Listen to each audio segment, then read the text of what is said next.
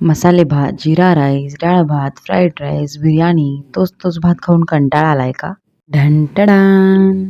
चलो तो फिर हम आपके सामने पेश कर रहे हैं ग्रीन राईस. कढईत तेल गरम करून त्याच्यामध्ये जीरा 5 ते 6 लसूण पाकळ्या बारीक चिरलेल्या, 2 हिरव्या मिरच्या, बारीक चिरलेला कांदा घालून व्यवस्थित असं लालसर होईपर्यंत परतून घ्यायचा आहे. त्याच्यानंतर पालक प्युरी त्याच्यामध्ये घालून घ्यायची आहे. पालक आपण 5 ते 6 मिनिटं उकळत्या पाण्यात शिजवून घेतलेला आहे. मिक्सरच्या भांड्यामध्ये पालक, 2 हिरव्या मिरच्या आणि कोथिंबीर घालून त्याची प्युरी बनवलेली ती प्युरी घालून घ्यायची आहे.